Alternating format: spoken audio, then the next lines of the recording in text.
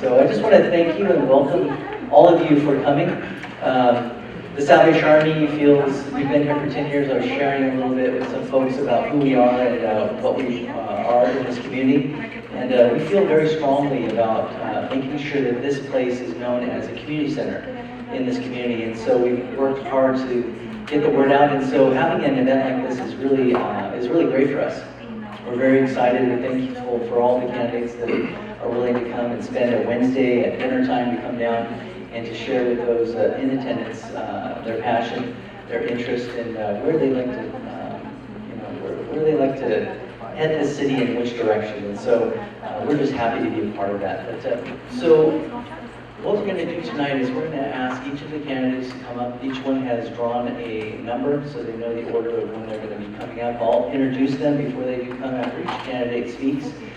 We have 7 minutes on the clock, so you'll have a good idea of where you're at and what type of things you want to share, and make sure that you've only got a few more minutes to wrap it up. So if you could just be mindful of that. And then also know that after the meeting is finished, each candidate does come up, that we want to make sure that the audience, and as people do come in, we'll make them aware of the fact that they can then come at the end.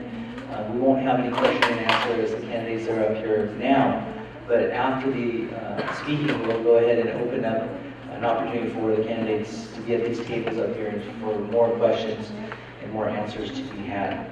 So without further ado, let me go ahead and introduce our first candidate tonight. Fausto Asensio will come up and speak. And I apologize ahead of time if I mess up your name.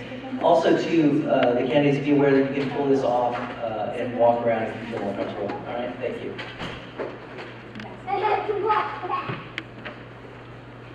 I'm shaking. Good evening, everyone. My name is Fausto Asensio. I've been working in Cathedral City for the last 3 years as a junior. So my relationship with my customer is very personal, so I'm not really used to speaking in public. So it's kind of hard for me, but I gotta do my best. So, and also I've been living in Cathedral City for 10 years. All those 20 years I've been doing a lot of this kind of work, on and off. After the recession, I had to stop for a couple of years to maintain my business afloat. But 2 years ago, I was having breakfast at Sunshine Cafe, and it's not advertising. And I saw one of the council members, and I asked him, how come we don't have a Latino on the council? And he said, oh, Latinos don't vote. And that really made me really sad, because I believe that we have a great city, and we should participate a little bit in anything. We should do events for any cultural event where everybody gets involved. So I decided to leave my job a little bit to the side and said, you know what, I gotta try to go for city council. Hopefully, that they say there is 6% of Latinos voting. Hopefully that the 6% increment to 10, 12. And that was the main reason that I'm running. And through these 2 months, I noticed that we have great candidates. So either one who ended up being selected, I'd be happy, because I read a little bit about their background and they're great. And hopefully you choose the best, whatever you consider is the best. Thank you.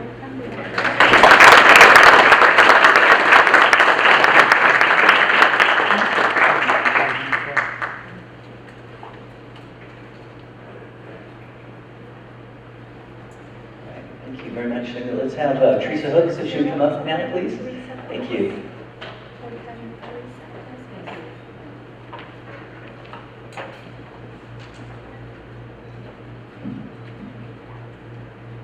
Good evening, my name is Teresa Hooks. Thank you, Lieutenant Sean, for organizing this wonderful event tonight. Does anyone in this room know how long the Salvation Army has been in existence doing what they do? Any ideas? Show of hands. Who wants to guess? Forever? Almost forever. 150 years doing what they do. And their tagline is doing the most good.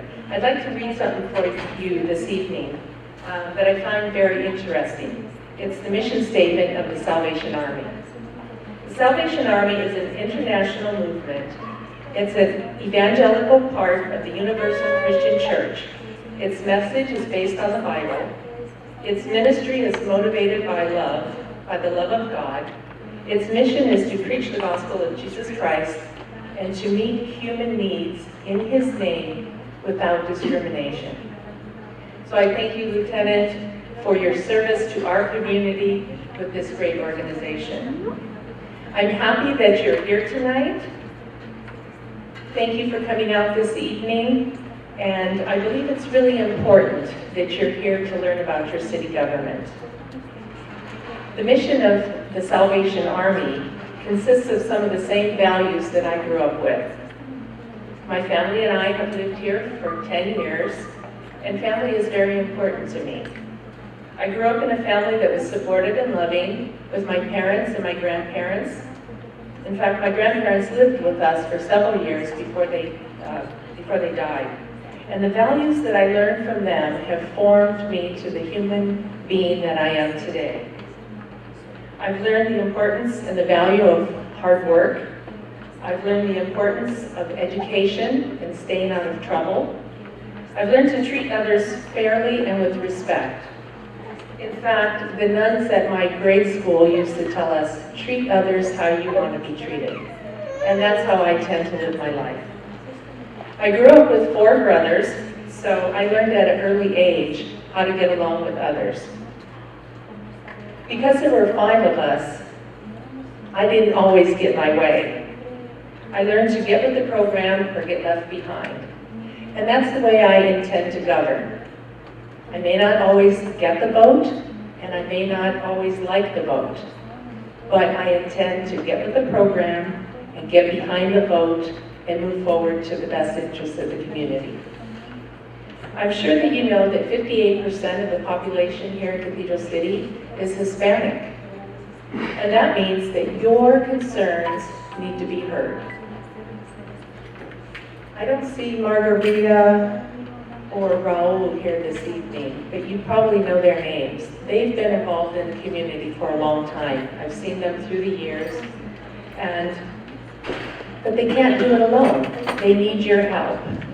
We all need to come together from every neighborhood to be involved. We, all of us in this room, need to come together as friends and neighbors to be involved and to let our voices be heard. We all need to have our voice heard at City Hall. And I believe that we all want the same things. I've listened and talked to a lot of people in all the neighborhoods, and we all want the same things. I have some papers up at my table I'd like you to pick up. And you know, if we don't all get involved, this stuff is just words on paper. It takes all of us to be a part of this community.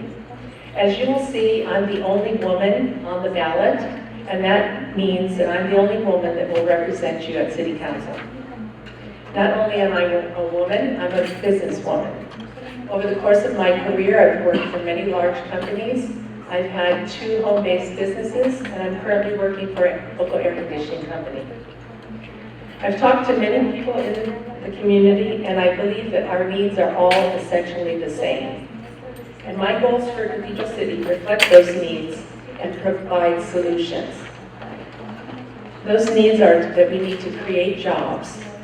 And we do this by keeping our existing businesses and growing new, and keep our existing businesses and growing them and bringing in new businesses.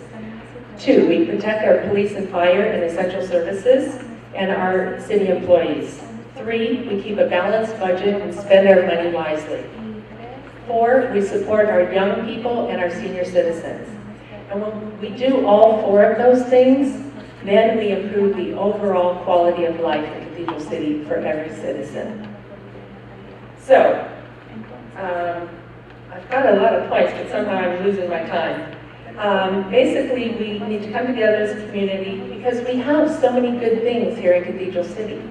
We have a lot of vacant land on Highway 111. In fact, we're the only city in the Coachella Valley that has vacant land ready for development on Highway 111. We have a wonderful diversity of cultures and people. We have entertainment cluster. We have Perez Road and Ramon Road business districts. And I believe that we should be looking for opportunities to have festivals here in our downtown area. Every time I go to the Indio Tamale Festival, the lines are so long. Why aren't we having a tamale festival right here in Cathedral City? I bet you that most of the best tamale makers may be sitting right here in this room. So, I have a few seconds to close. We have the AYSO Soccer Park in Square Mile neighborhood. We have a new park coming in. It's called Whitewater Park. And you know, not everyone decides to go to college. I believe that we need a career and technical opportunities for our teenagers so they can have good paying jobs and be able to buy a home and raise their families here in Cathedral City. So I believe it's time that we bring back police, fire, and essential service employees. I believe that we all want our city to thrive and not just survive. I believe that we all want to be proud to call Cathedral City our home. I've lived in this valley for 10 years. I have deep roots here, not just footprints. But I can't do this alone. I need you to join me. And I need you not only to join me, but go tell 5 people to get out and vote. And when you do that, vote for Teresa Hooks. Thank you. All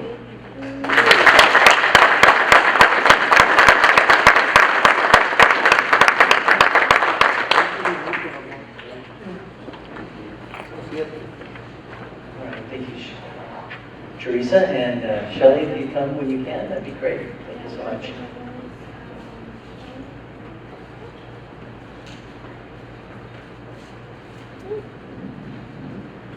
Good evening, everyone. First of all, I want to thank the Salvation Army for giving the candidates another opportunity to meet with people. It's a pleasure to see all of you turn out tonight, because the one important thing that you have and the way you can really control what happens in your life is through your vote. So I appreciate the fact that you've shown up. I'm running for office because I feel there needs to be a really strong, experienced, progressive on the city council. I was originally supporting someone else who was going to be running, but he made the decision not to run. This was the person who ran for mayor a couple of years ago. And so I stepped in because I really wanted to do something for the city. I've moved here. I love this city. I plan on spending the rest of my life here. And I really think that there are tremendous opportunities here. I think it's a great city, but I think it can be much greater. I've had a very successful career. I've spent 45 years in higher education administration, and I have a lot of experience managing large, complex organizations. I have done planning, I've done financial management, I've done construction projects over $500 million worth, and I think that I can bring a lot of expertise to the city council. I got heavily involved in the city in an intensive way a couple of years ago. I've been to almost every one of the city council meetings. I have been selected to represent you on the Mosquito and Vector Control Board, and I've also been selected to represent you on the city's planning commission. But I think I can do more on city council, and so I very much appreciate the opportunity to do that. I have material up in front, which I'm going to share with you as well. If you haven't already seen one of my flyers, some of you may have actually seen them on your doors, because I know I've been through a lot of the neighborhoods at this point. But we really need to get economic development going in the city. We have a lot of vacant lots. We have downtown. The state's about to give us the opportunity to sell those lots to developers, and it gives us an opportunity to start growing the city again. We have empty storefronts that we need to fill in. There are empty lots on Date Palm in our retail areas and on Ramon and Chino that we really need to fill in as well. And I've talked to developers, and I've talked to commercial real estate brokers, and they want to come into the city. They have ideas, they have plans, and I think we have the opportunity to move that forward. And once you get economic development growing, you have an opportunity for new revenue streams and new taxes for the city. Once you have new taxes for the city, you have new jobs. And then you have an opportunity to make the city financially stable, which is really critical. Right now, the budget is stable, but it's tight, and we really need more revenue streams as we move forward. Excuse me. My goals, and they're pretty much on the back, is improving the vibrancy of our city and the quality of life for all of its residents. I think we already have a lot of events going on in the city. We have the AMF Film Fest, we have the Latino Film Festival, we just had the IMS event, we have the Rib Fest coming up. But there are tremendous additional opportunities that we have to do events in the city, and to really do events that focus on the characteristics of the city, which is really a neighborhood city and a family-oriented city. And I think by doing that, we can not only provide activities and events for our youth, for our seniors, for our families, but we can bring other people from the valley into the city as well, and make it a much more vibrant and exciting place to be. Part of making ourselves financially stable is having enough money to look at what's happening with our city staffing. We've gone from 238 city employees down to 170 city employees. We need to rebuild in terms of public safety. We really need to get our economic development department going again. We've pretty much eliminated that over the years, and that's critical for the city's financial stability. So that's certainly an opportunity going forward. I guess I'd probably end this and say that I'd appreciate it if you'd look me up on my website, which is SeanGatlin.com. There's more information there. But I am very optimistic and excited about where the city can go in the next few years. And I'd really like to be on the city council to help make that happen. Thank you.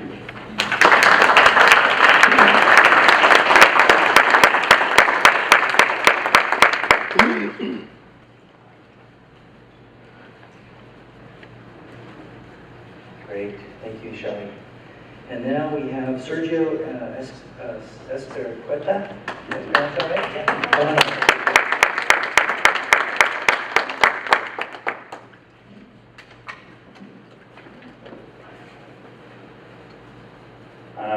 Good evening.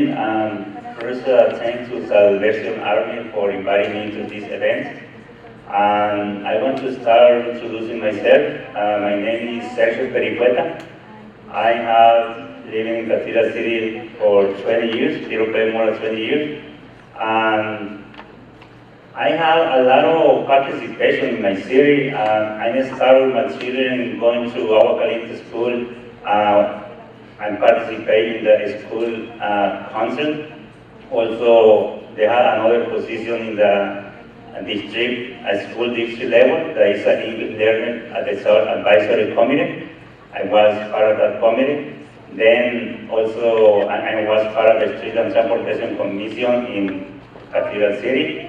I participate in another organization that they invite me to Washington, for example, to have training about how to organize community, and I learned a lot in that area. And the reason that I decided to accept, because my friend asked me to participate as candidate in this election, is because we already know that we are close to the 60% of the population, Hispanic population, and I consider that we don't have voice. We have a lot of politicians that they say that they represent us, but in the practice, we don't feel that, because you can see the Hispanic neighborhood that we don't look good. The streets, the programs that we receive to improve our neighborhood, they use in another areas. That it's important also, but we don't have to forget that we have to demonstrate that we are here for them. And I want to change that, and I want to be there to prove the whole Cathedral City resident that I will be a one public servant. Because we don't have to forget that when we are elected, we have to stay in that category, and we have to tell the whole employees in Cathedral City, city manager, police chief, that we are public servers. we are to serve the people, and we have to serve with professionalism, and we don't have to feel that we have power, because we are there thanks to the residents. We are not there thanks to the government. The people form the government. And I think that the not only the Hispanic, everyone needs a voice in the city. I will be there to give a voice. We need to return to the community. Like I'm here today to give the opportunity to the community to hear my point of view, to talk with me when we were there in the table. But we have to return to the community to let them that this government is for them. They have to feel with confidence that the government will be there to help the community. And this is possible only if the community participate. You know, I want to invite everyone to talk with the friends, with co-workers, with our neighbor, that we have to participate more. Maybe not only to elect me, I will be able to help the people if they elect me, but we have to demonstrate that we want voice, we have to have voice to the city, participating. Also we have to do that part. And thank you for coming. I will be here in the table to ask more questions, and thank you again, and I will be there. Thank you.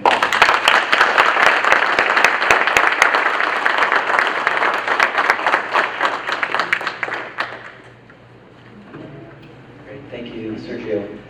Mark Carvalho is not feeling well tonight, so he won't make it, but his daughter, right? Carrie, where are you? Right behind you. Oh, so thank you very much. Come on up. Well, thank you for allowing me, not a good start. Thank you for allowing me to come and speak on behalf of my father. I would like to thank you for giving me the opportunity to represent one of the best people I know, my good friend, my hero, my mentor, and honestly, one of the best people. He is under the weather today and will be up and running with his full zest of life and moxie and commitment to the community very, very shortly.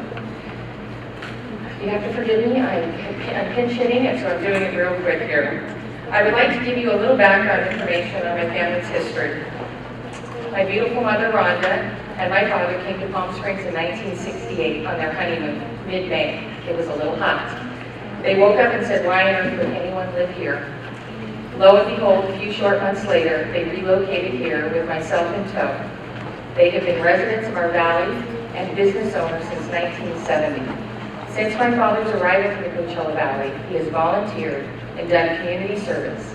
He was a reserve on the Palm Springs Police Officers Association. He also volunteered with the JC's coordinating festivals, events, fireworks, and fundraisers for the city of Palm Springs. About that time, in the mid-'80s, a new and emerging city was beginning to expand and grow. He relocated not only his family, but his business to Cathedral City. Since then, he is committed and focused on the expansion and growth of Cathedral City. He has been a huge supporter of the police and fire department, a major contributor and active participant in the Boys and Girls Club and Rotary, as well as focusing on what's best for the city of Cathedral City. I share this information with you because I truly feel it's a core part of who my father is. He has not only taught my brother and I the value of service, but our children as well. My youngest daughter, Sophie, Mark's last grandchild, we hope, has been involved in the early act of the division of the Rotary since she was in 2nd grade. She later ran for vice president and eventually became president. This is a direct reflection of my father's beliefs. The community supports us, therefore we must give back to our community. This brings me to my next point. Mark has been a business owner of Cathedral City since 1985, over 3 decades. He has consistently employed close to 30 employees throughout the years. His valued employees primarily live in Cathedral City, grocery shop in Cathedral City, frequent gas stations, restaurants, and various businesses, as well as pay their taxes in Cathedral City. This is a huge accomplishment and something very few people can say. He is a huge proponent of public safety. After all, his family and business are here. He would like to see more officers on the streets, see funding for a motorcycle patrol, and add additional safety for our citizens. Economic growth and development is clearly something my father is fighting for. With the development and growth comes jobs, taxes, revenue, and more spending. Cathedral City is centrally located and can truly be considered a hub in the valley. We are close to festivals and parades in Palm Springs, tennis tournaments in La Quinta, concerts and festivals in Indio. Like Teresa had said, we need to bring more people to this city. Let's turn Cathedral City into a destination point where we have hotels, restaurants, shops, stores for valley tourists to visit. We need innovation and creativity. Who better to do that than someone that's been in business for close to 50 years? This is where Mark shines, marketing our city, reinventing our image and our impact on the valley. Incentives for our current business owners as well as new ones to come. Lastly, immersion and cohesiveness of our community. We have many people who feel they do not have a voice simply because they may not have English as their primary language. This is truly unfortunate and something my father is an advocate of. He would like to install a Latino commission, again, to give a huge part of our community a voice. This would be the first in the Coachella Valley. In closing, Mark Carvalho is for service, safety, growth, development, and community cohesion. I know I've used that word again and again tonight, community, but it's what's at stake. It's what my father believes in. It's what we are, a community. This is why I ask you to vote for Mark Carvalho, not because he's my father, because I feel he's the best man for the job.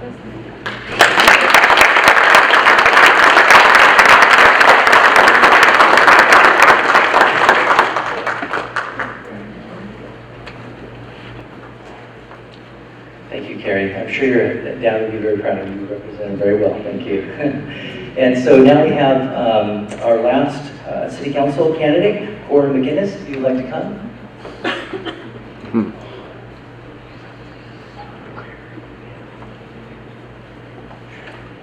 That's stuff. I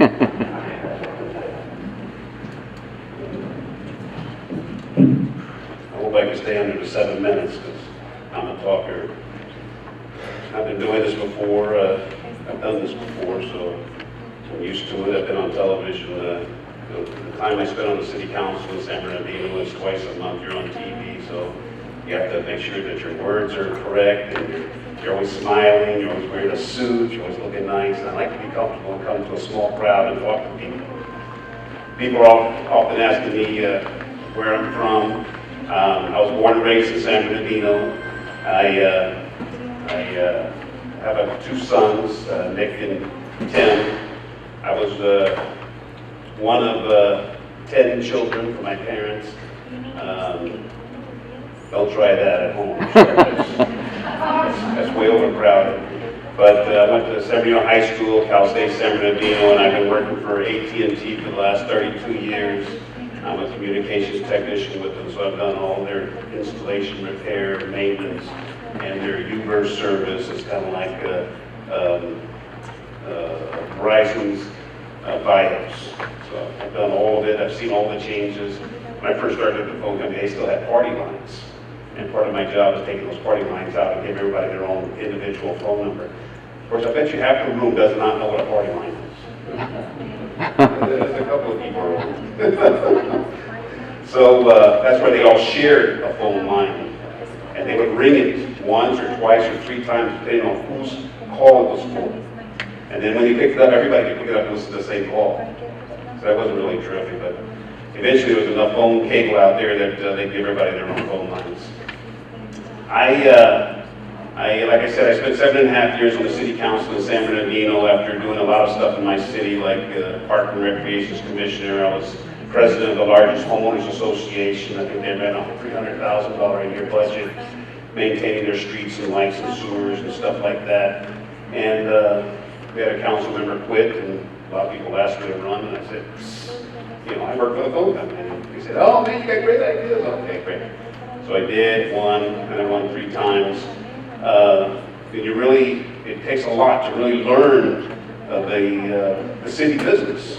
because you really are in charge of making sure that the next generation is going to have something there that's going to be able to do stuff for them. When I left in 2006, they had a $5 million surplus. But you can get people in there that just want to spend in all crazy stuff and give away the money, and then they wind up in bankruptcy, which I foretold them over and over again, because I actually had a guy come in and do actuarials for us that are 2 years out, showing us where we're going to be in 2 years. And I can see right now we're doing fine, but in 2 years, we're not going to be doing fine because of the costs that we're incurring. And the same thing about this city's budget is we need to do a forensic audit of the city's budget period, because we need to find out just exactly where the money's being spent, who the bondholders are, because every city has bondholders, and what those the payment durations are going to be, and can they be refinanced in order to lower the city's debt ratings, to get the city to have more cash available. Because some people say, well, we just need to raise more money, and sort of raise their taxes and bring it to, let's find out if we're spending the money properly to begin with. And then we can do that for every department to find out just exactly what we're spending on. Make sure we're not buying $12,000 hammers and $600 screws and stuff like that. We need to find out just exactly what's being spent here, and that'll allow us to find, we can easily find more new money there. You know, I met my wife and Melinda 10 years ago. We actually met on eHarmony, and we had to have some computer kick us together, so we then found out we were perfect for each other, and I quit the council, and I moved down here. I couldn't wait to be with her after we dated for 2 years, and this has been the best 8 years of my life. Some people said it's too mushy. I said it's true. I love her. Some of you may know my wife, Melinda. She's been in the valley here for 25 years. She came with a previous husband through 29 Palms, and became policemen and stuff like that. Anyway, I caught her when she was available, and I'm very happy about that. And she has a big Puerto Rican family, and her grandmother's like 98 years old, and she was living here in Cathedral City until her daughter died, my wife's mother. And because her grandmother has 8 children, so she moved to one of her other children's houses in Florida. Of course, we keep trying to get her back here because she's terrific. And when I came here to Cathedral City, it always reminded me of a real bedroom community. There are big hubs like San Bernardino. There's 5 times as many people living there that live here, and there's a lot of restaurant row and theaters, and the horse show grounds and all that. But Cathedral City felt more like a little family-oriented kind of place. There's lots of housing, there's park and recreation available, there's soccer going on, there's baseball going on, and I'd like to see us enhance that. I'd like to see us do a little better job at that, because not every city is going to, have a circus in it. But every city can be a nice, comfortable place to live, because we're commuters. I commute. I go to Fontana every day for work. 70 miles one way, 70 miles back, 140. While I'm at work, I drive another 60 to 70 miles. But I love getting back here. I love spending the time that I spend here on the weekends, and being able to, I got a 2-year-old daughter in a granddaughter down in the Palia, and she loves to go to the park. She loves to play. She loves to swing. And we love Cathedral City. And I think with the experience that I have, I can hit the ground running and be able to get our city headed in a good direction. It's not saying it's not in a bad direction now, because we wanted to do better. We want to be better. And we need to make sure that our police are available, our firemen are available. We need to find out what the police contact time is, what the fire department's contact time is. We want them there within 3 or 4 minutes. We don't want them there in 10 minutes. Those are the kind of things we have to go through and check and see what we're doing, because we need to make sure that our people are safe. That's the first priority of government, period, is make sure that we're safe. Make sure we can pass up and down these streets as well, because the potholes again, I do like the nice paved roads, because after waiting for Ramon Road to get fixed up, man, but after a while, you see how nicely it's vehicles can pass through. And it also gets people to be able to see our businesses, be able to stop and spend money in our city, and see what we have available. And what we want to do is we want to make sure that any new and future developments in our city are going to be something that's going to actually work. To me, when I first came here, and the Walmart was here, and the Sam's Club was here, and I wanted to find out how come we didn't have a 25-year agreement with them. Because we've done plenty of projects in San Bernardino. I was on the Inland Valley Development Agency. I was on the San Bernardino Economic Development Agency. We attracted Kohl's department stores warehousing there. What's the Manny Mullen Jack? Pep Boys has their distribution center there. The Stainer Brothers moved their entire store operation there. 2 million square foot under roof there. Mattel's has a 1 million square foot building there. I know you want to make me stop here, man, but I'm just well, there's the last one, right? It's 2 minutes. No, I'm just kidding you. But anyway, finding the right developer to do the right thing is very important, because when people talk about development stuff, but you can have somebody build those 2 buildings and now they're vacant. Why? Because they didn't have long-term agreements with them. And that would have kept them here, because it would have cost them way too much to move. And so when we do development, let's get the right developer in, make sure we have the right arrangements to keep them here. Anyway, it's nice chit-chatting with you. I'll be over here at the table. Come by and we'll chat more. Thanks.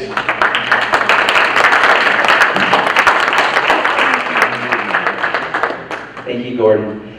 We have just heard from the city council candidates, and now we have an opportunity to hear from our city mayor candidate. Stan Henry will come and speak to us as well.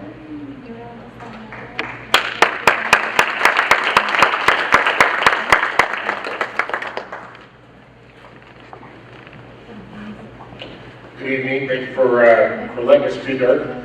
I have a very distinct privilege that these other 7 don't have, and that is there's nobody running against me.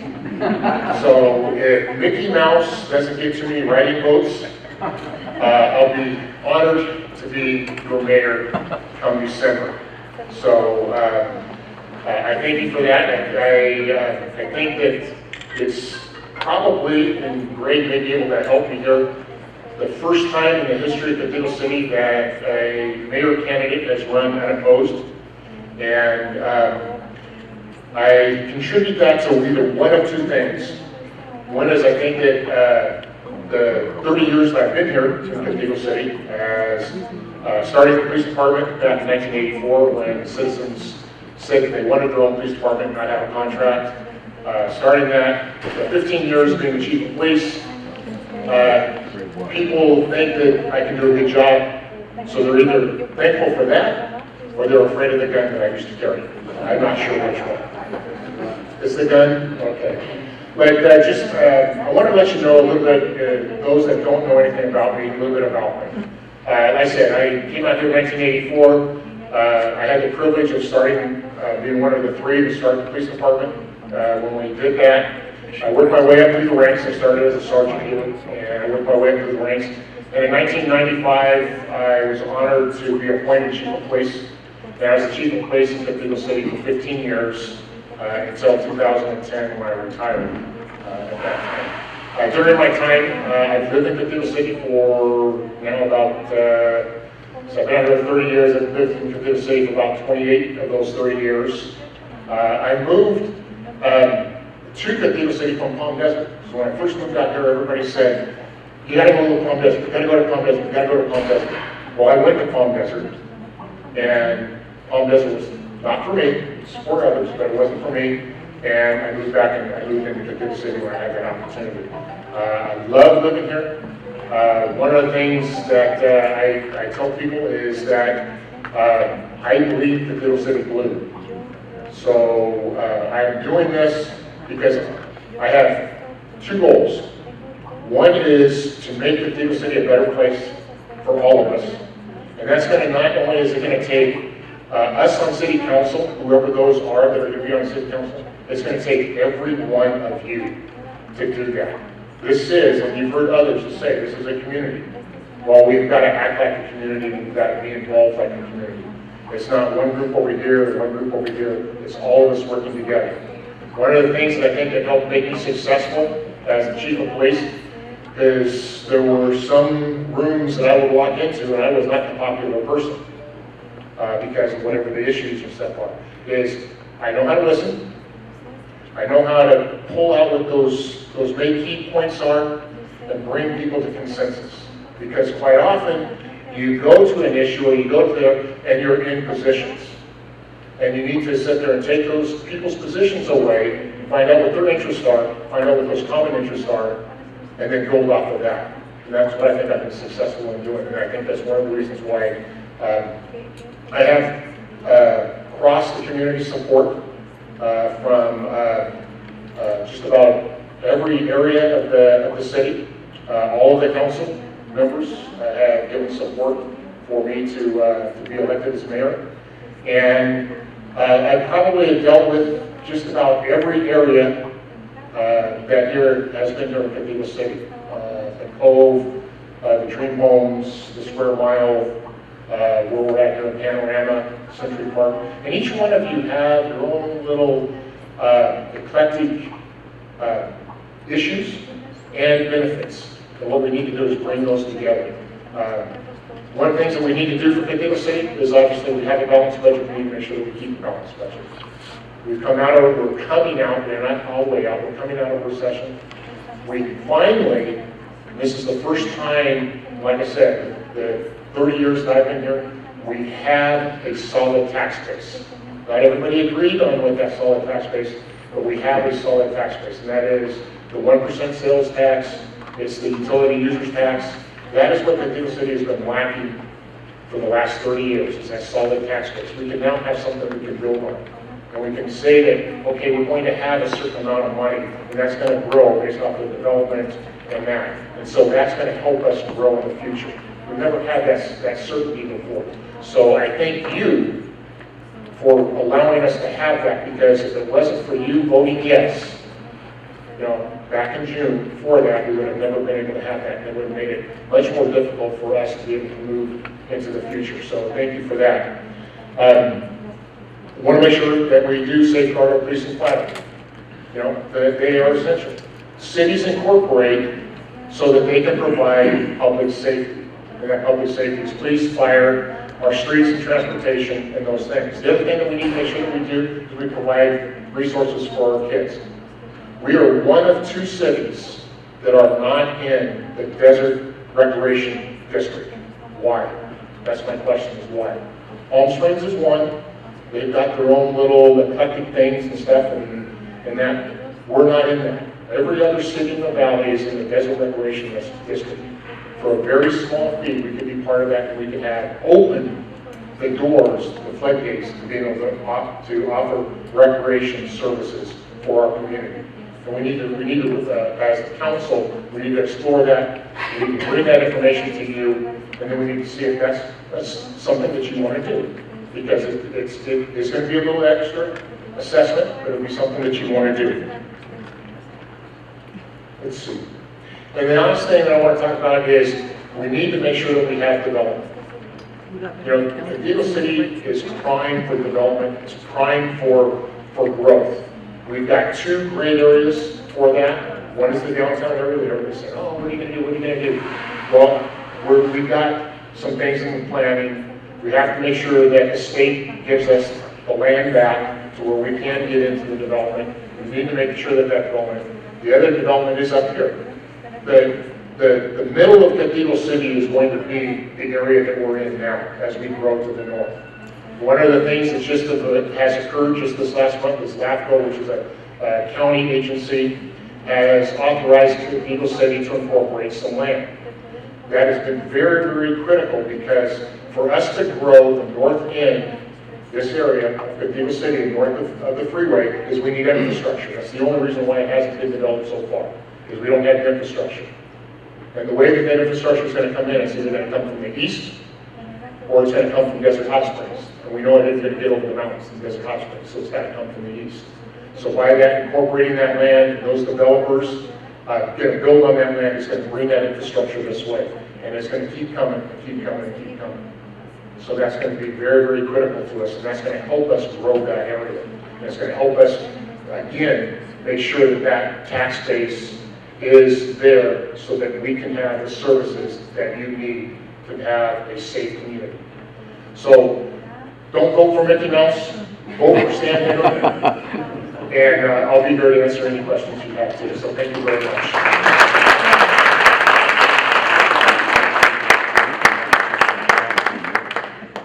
Thank you, Stan. And we want to remind everybody to certainly stay behind, and all of the candidates will be at these tables, handing out literature, making sure they introduce themselves, meet you, and if you have questions, I'm sure they have answers for you as well. Thank you for all of the candidates for their willingness to come out on a Wednesday night and to participate, and thank you again for all of you who've come and have joined us tonight to be a part of this. And make sure that you go out, like all of the candidates, especially Stan mentioned, that it's we are the residents of this community, and so we need to make sure that we get out and vote and encourage our friends and our family and those that we encounter to get out and vote as well. So again, thank you for coming. Have a good night, and please stay and visit. Okay? All right, thank you.